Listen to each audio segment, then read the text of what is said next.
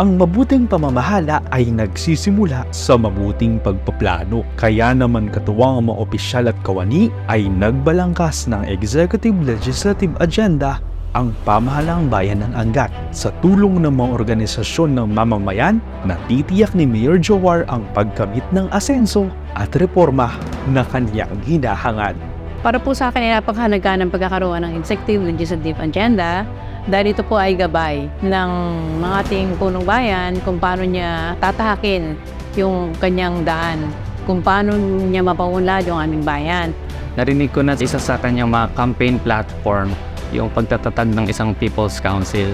And yun yung pinaka nagustuhan kong platform niya. Yun kasi yung para sa akin, yung pinaka magandang manifestation na we have a listening government. Hindi matatawaran ang tulong ng ama ng ika-6 na distrito ng Bulacan na si Congressman Ador Pleito na nanbaba ng napakaraming proyektong pang-infrastruktura at pang-kabuhayan upang makamit ang ating pangarap para sa maunlad na Angat. Wapalad ng mga taga-Angat, napakagaling, napakasipag, mabait at saka marunong. Tagal ko nang kakilala yan, nung Vice Mayor pa, talagang napakasipag. At saka yung mga projects niya, napakarami rin. Ang monitor din namin, kaya tulong-tulong po kami para yung mga iba pang pangangailangan ng ating bayan ay may bigyan natin. Malaking tulong sa bayan ng Angat ang mga programang ibinibigay ng iba't ibang ahensya ng pamahalaan. Gayon din ang pakikipagtulungan ng pribadong sektor tulad ng itatayong dialysis center na isang public-private partnership. So naisipan ni Mayor na magkaroon ng private-public partnership ng isang dialysis center na kung saan yung building, tinayo at saka yung lupa galing sa pamahalaan bayan ng Angat. Yung operation, ang magmamanage naman yan ay yung private na dialysis center na kapartner ng bayan ng Angat.